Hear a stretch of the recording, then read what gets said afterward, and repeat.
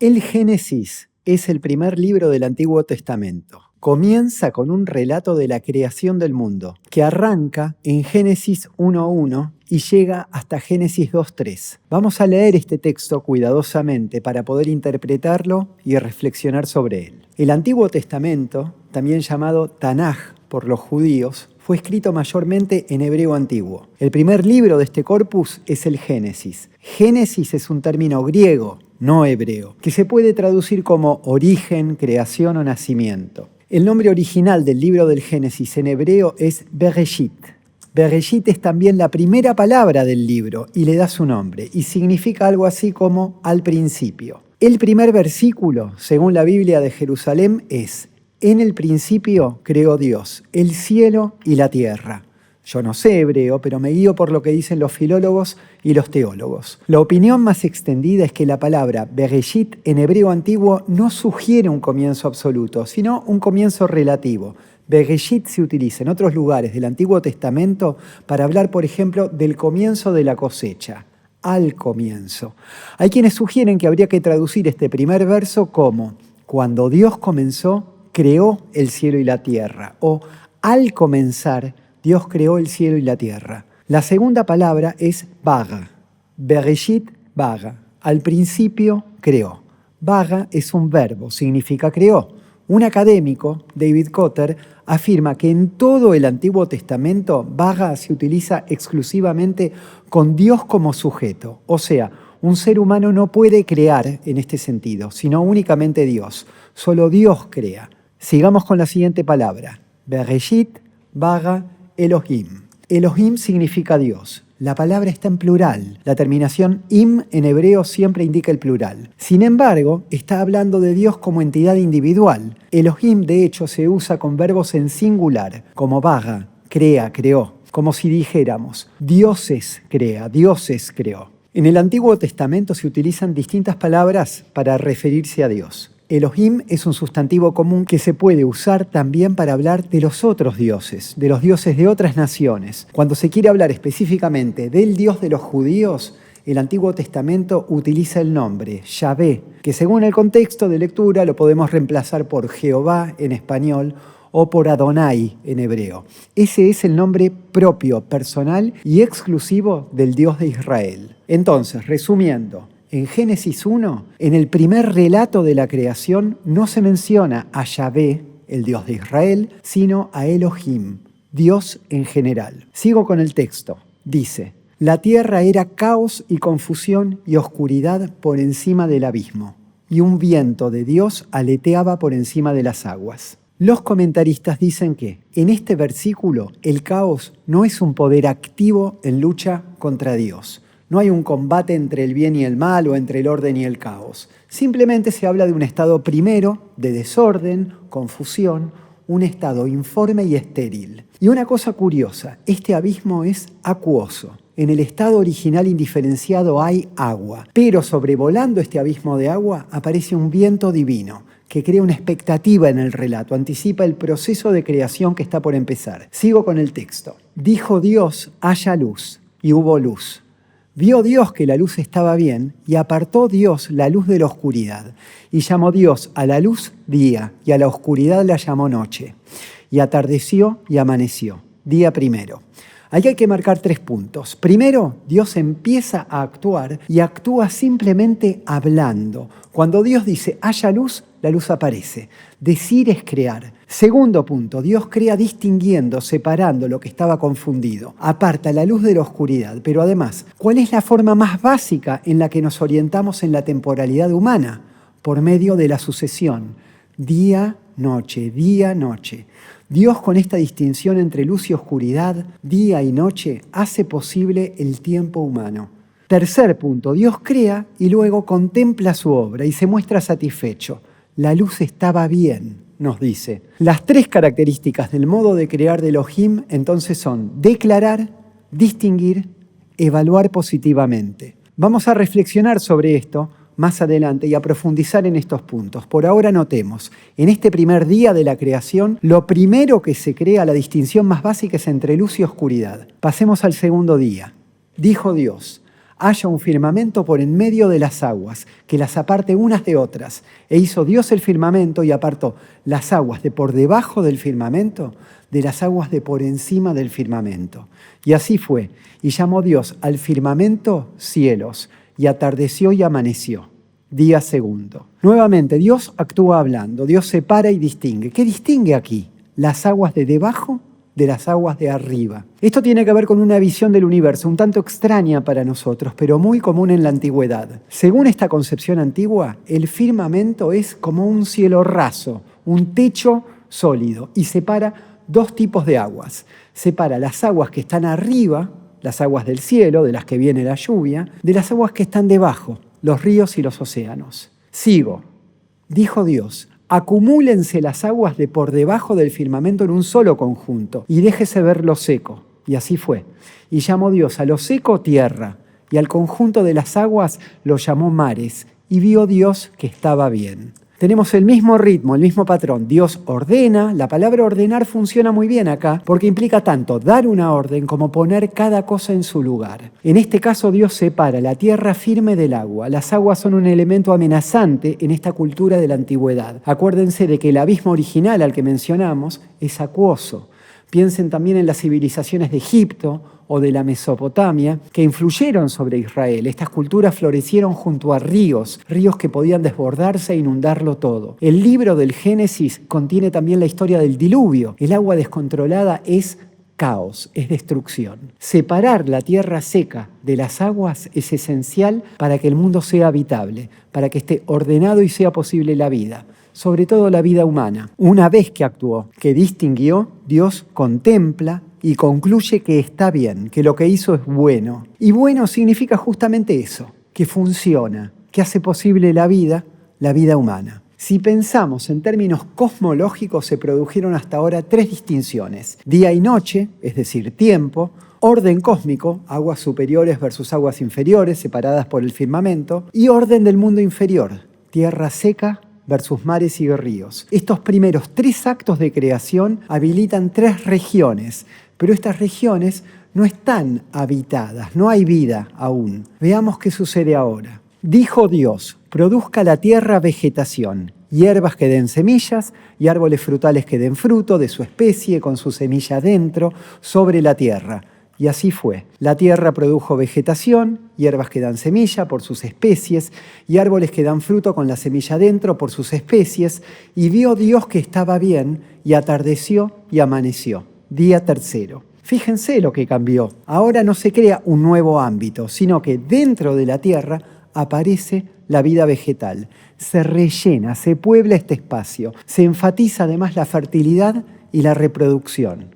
Sigo. Dijo Dios: haya luceros en el firmamento celeste para apartar el día de la noche, y valgan de señales para solemnidades, días y años, y valgan de luceros en el firmamento celeste para alumbrar sobre la tierra. Y así fue. Hizo Dios los 2 luceros mayores, el lucero grande para el dominio del día, y el lucero pequeño para el dominio de la noche, y las estrellas. Y puso los Dios en el firmamento celeste para alumbrar sobre la tierra y para dominar en el día y en la noche, y para apartar la luz de la oscuridad. Y vio Dios que estaba bien, y atardeció y amaneció. Día cuarto. Entonces, Dios hace el sol, la luna y las estrellas. Ya habíamos poblado la tierra de plantas y ahora poblamos un segundo espacio, el firmamento de cuerpos celestes. Y hay algo curioso: la luz ya existía desde el primer día, pero el sol, la luna y las estrellas, es decir, las fuentes de luz, son creadas en el día cuarto.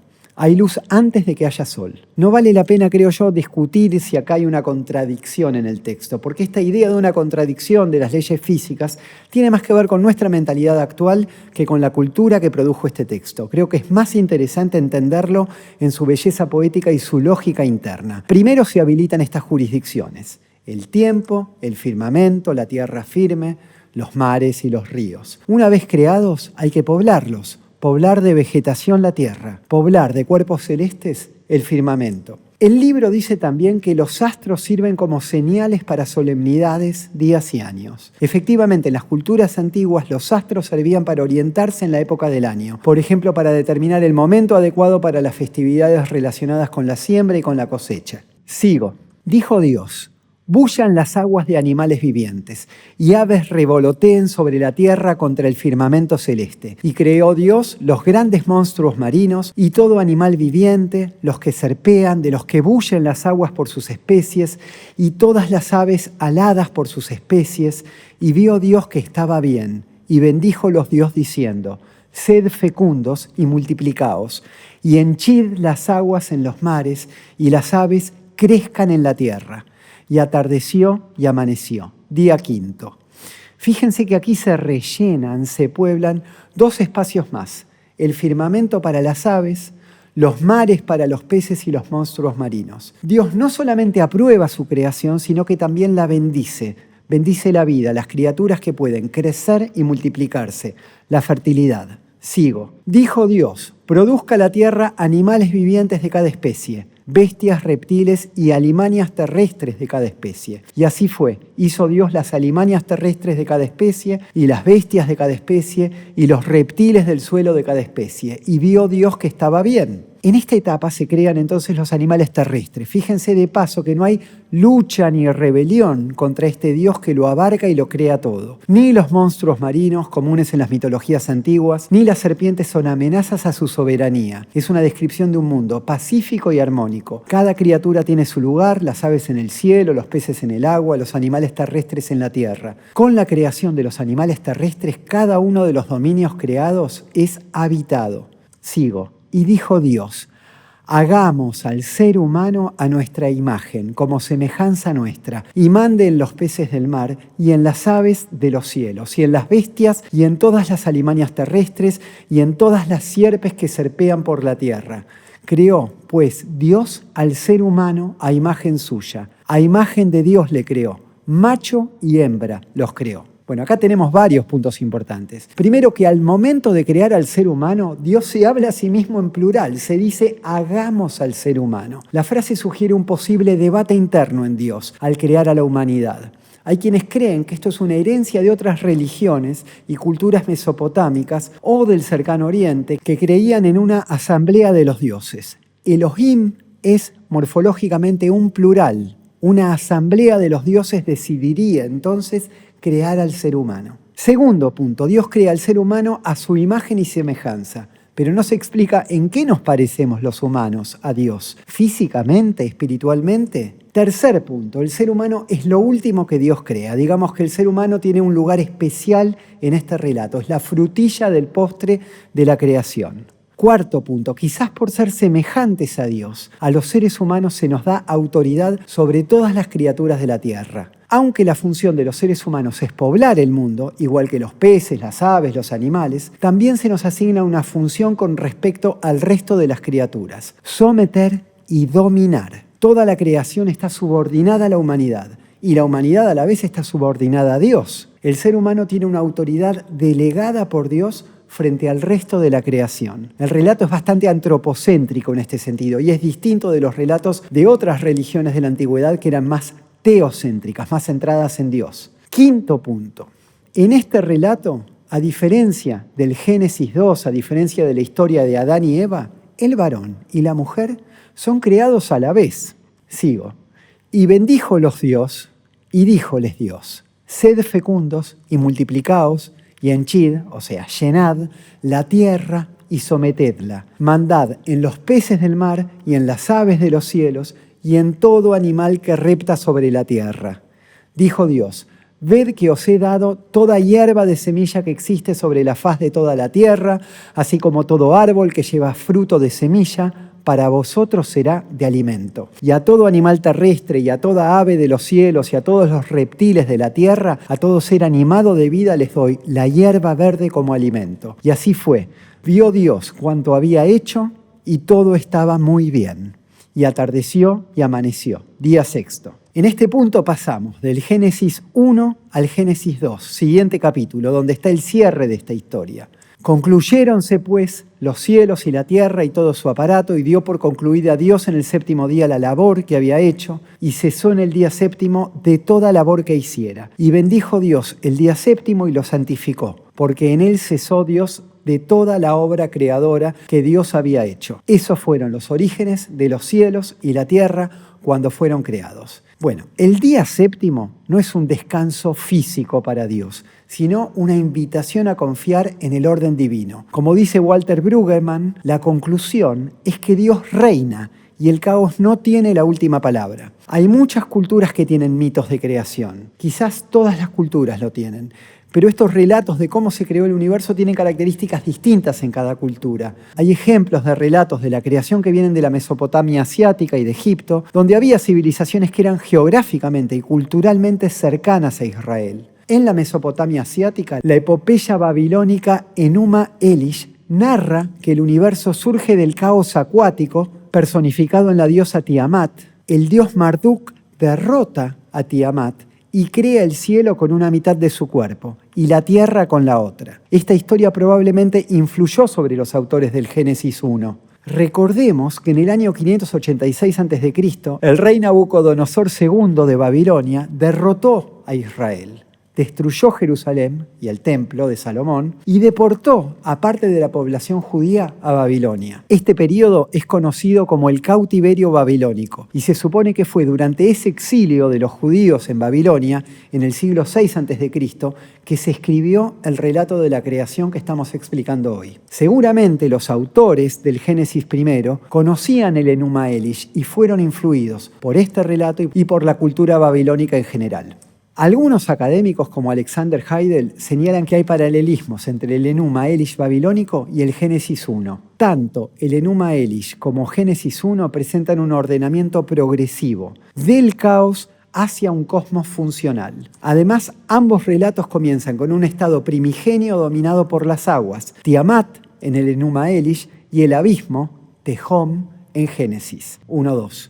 Tanto el Génesis como los textos mesopotámicos parecen interesados en ordenar el mundo, establecer la función y el propósito de cada elemento. La creación implica separar, nombrar y asignar roles o funciones. Por ejemplo, la función de los astros, de las plantas, de los animales, de los humanos. La mitología griega y romana también tiene mitos de creación. Así, en la teogonía de Hesíodo, el universo comienza con un caos primordial del que surgen las primeras deidades: Gea, la tierra; Tártaro, el inframundo; y Urano, el cielo. En la mitología china, el gigante Pangu emerge del huevo cósmico primordial y separa el cielo de la tierra, manteniéndolos alejados durante milenios. Cuando Pangu muere, su cuerpo se transforma en los elementos del mundo. De sus ojos nacen el sol y la luna, de su aliento surge el viento, de su carne las montañas y los ríos, y las pequeñas criaturas que vivían sobre él se convierten en los seres humanos. En la mitología maya, como nos llega en el Popol Vuh, los dioses llevan a cabo varios intentos de crear a la humanidad antes de lograr la versión definitiva. Tras intentar formar hombres de barro y de madera sin éxito, finalmente modelan a los primeros humanos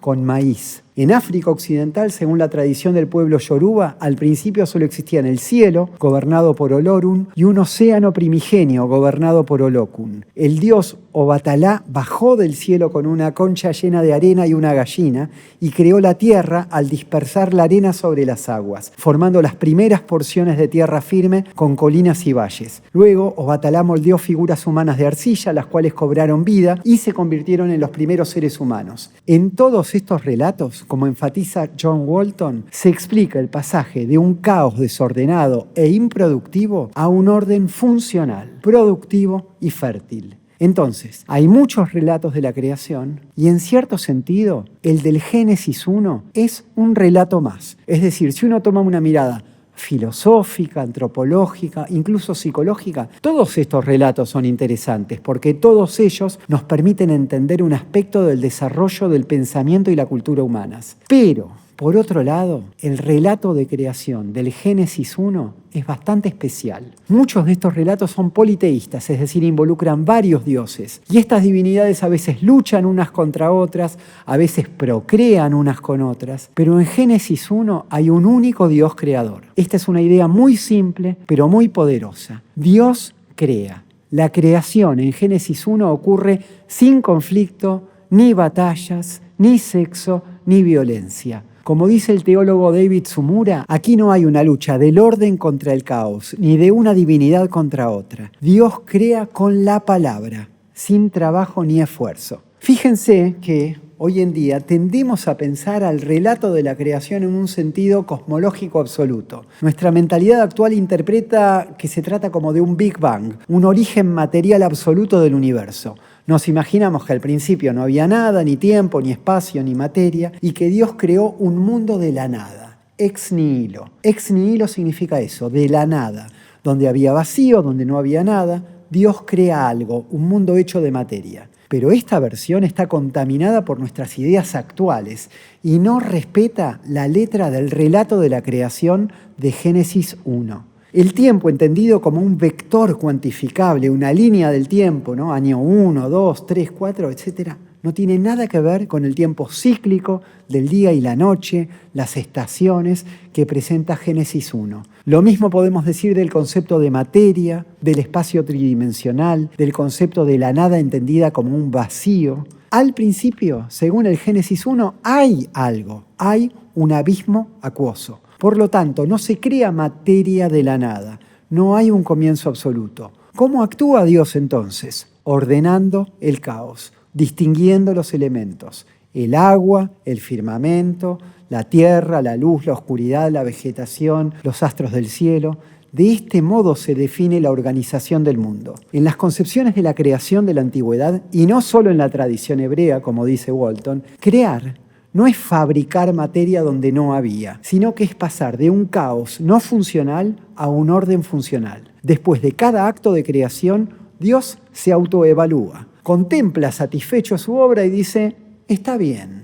Lo cual significa, nos dice Walton, que la creación funciona bien, que cumple su propósito. La creación cósmica en el mundo antiguo no era vista principalmente como un proceso mediante el cual se producía materia, sino como un proceso mediante el cual se establecían funciones, roles, jurisdicciones, de este modo organización y estabilidad. Así, en el primer día Dios creó la base para el tiempo. En el segundo día, con la división de las aguas, la base para el clima. Y en el tercer día, la base para el alimento con las plantas. Estas tres grandes funciones, el tiempo, el clima, el alimento, son el fundamento de la vida humana, en particular la provisión del alimento necesario para la supervivencia humana. Según Walton, podemos ver estas tres funciones en casi todas las cosmologías y los mitos de creación del mundo antiguo. En el campo de la filosofía, el pensamiento dialéctico coincide con esta sensibilidad de Génesis 1. Que algo exista no significa que esté compuesto de materia. Algo existe en la medida en que puede diferenciarse de otra cosa. Juzgar es discriminar, dividir, pero discriminar, separar y luego vincular los elementos en un proceso es lo que produce la realidad misma, según el relato de la creación. Para esta visión dialéctica, juicio y objeto, razonamiento y realidad coinciden. Hay un libro de un filósofo inglés llamado John Austin que se llama Cómo hacer cosas con palabras. Por ejemplo, cuando el jefe de la Cámara de Diputados declara queda abierta la sesión, está haciendo algo por medio de esa enunciación. Está creando una nueva realidad, está abriendo una sesión. Del mismo modo, cuando un juez dice los declaro marido y mujer, está creando un matrimonio. O cuando un amigo te dice te prometo que mañana te devuelvo el dinero. Esas palabras valen como una promesa. Se crea una promesa.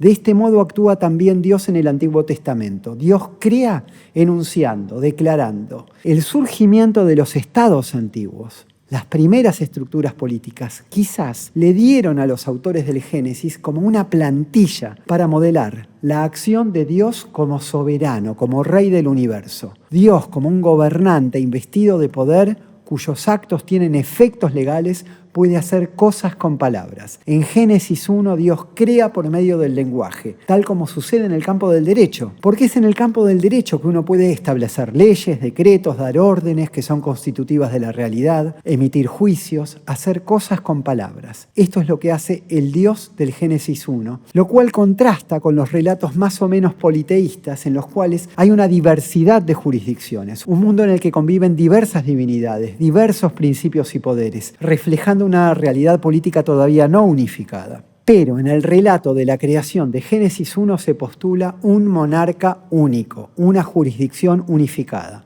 un mundo integrado y funcional. Otro estudioso de las antiguas escrituras, David Cotter, nota que el primer relato de la creación, el Génesis 1, no tiene una estructura típica de narrativa, ¿no? Con un inicio, un conflicto y una resolución. Enfatiza este punto. No es una historia en el sentido habitual, es como un reporte simple, minimalista. ¿Por qué los seres humanos necesitamos contar estas historias de creación? Según el historiador Yuval Harari, necesitamos mitos compartidos para poder cooperar como sociedad. Estas ficciones nos permiten definir valores, modos de vida, encolumnarnos en objetivos comunes, organizarnos, coordinar nuestros esfuerzos, definir nuestros roles en la comunidad. Esta es una posible respuesta a la pregunta de por qué nos contamos estas historias. Permítanme hacer también una relación con lo que se ve en la clínica, en el consultorio del psicoanalista. Nos contamos historias para poder reelaborar nuestra experiencia. Por ejemplo, si tengo un accidente con el auto o si me caigo y me fracturo el brazo, es muy probable que cuente varias veces la historia de lo que me sucedió, lo cual me permite procesarla, asimilarla. Especialmente cuando tenemos experiencias traumáticas, volvemos una y otra vez a renarrar lo que sucedió. Hablamos, soñamos con esos episodios traumáticos, en particular las historias que van al origen, a los comienzos, son muy importantes para darle sentido a la realidad. En la historia del pueblo judío hay algo que se repite traumáticamente: el exilio, el destierro, la diáspora. Según el Antiguo Testamento, aunque no hay evidencia histórica al respecto, los judíos fueron esclavos en Egipto. Sí hay evidencia histórica, como decíamos, del exilio en Babilonia. Ante la amenaza existencial, la experiencia de la adversidad y el exilio, el pueblo de Israel abrazó un mito en el que Dios crea un hogar benévolo y organizado para el ser humano. Dios es un Padre bueno que le da al ser humano un lugar seguro y fértil. El judaísmo no era la única religión monoteísta de la antigüedad, hay otras, principalmente en Egipto y en Persia, pero el relato del Génesis 1 es extremo en su versión tan pura, conceptual, abstracta de este Dios que crea y ordena. Más o menos por la misma época se empezó a desarrollar el pensamiento filosófico griego a partir de los filósofos presocráticos, avanzando también en la dirección de la abstracción y en la postulación de una divinidad única, unificada. Esta visión se va refinando más tarde con Platón, con Aristóteles y luego con el pensamiento estoico. Estos avances en el pensamiento no se hacen en el vacío, sino en un contexto social en el cual ya se tiene la experiencia del poder político unificado, de un Estado que abarca al conjunto de la sociedad y que permite también postular en el campo del pensamiento un principio o arjé único en los griegos y una divinidad única en los judíos. Y estas dos vertientes del pensamiento se corresponden con dos experiencias históricas: la adversidad y el destierro en los judíos, siempre amenazados por sus vecinos,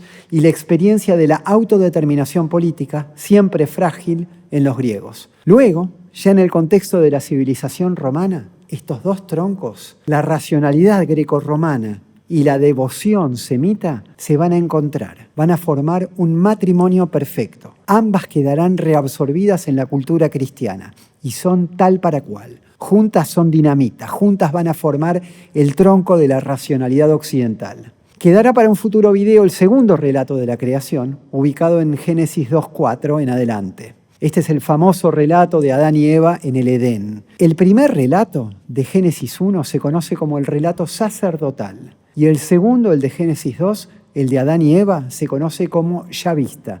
Y es mucho más antiguo. Fueron escritos por distintos autores y en algún momento fueron concatenados, integrados en el libro del Génesis. En el primer relato de la creación, el sacerdotal, el de Génesis 1 que estamos viendo ahora, Dios crea primero las plantas, después los animales y último al ser humano, macho y hembra a la vez. En Génesis 2, en el segundo relato de la creación, Yahvé crea primero al varón, Adán, luego crea el jardín del Edén, luego crea los animales intentando buscar una buena compañía para Adán y último, finalmente, crea a la mujer, Eva, como compañera del varón. Además, en Génesis 1 partimos de un caos acuoso. En Génesis 2, la tierra comienza seca, desolada. No hay lluvia ni vegetación hasta que un manantial emerge desde el suelo para humedecerlo. Esta segunda creación del Génesis 2 es entonces algo contradictoria respecto a Génesis 1. ¿Por qué hice este video sobre la creación? En el Génesis, en mi canal que es sobre psicología, psicoanálisis y filosofía. Obviamente no soy una persona religiosa, no tengo muchos conocimientos de teología. Este canal no puede aportar a un acercamiento a estos textos desde la fe. Yo no soy creyente, pero me interesan los textos fundacionales, es decir, los textos que son centrales en nuestra cultura. Así como todavía somos griegos, todavía operamos en gran parte en base a categorías establecidas por la filosofía griega, en particular por las obras de Platón y Aristóteles, del mismo modo todavía somos israelitas. El relato de la creación es constitutivo de nuestra cultura. Nos atraviesa a todos, nos sigue marcando nuestro modo de pensar, nuestra vida y nuestra experiencia en el mundo.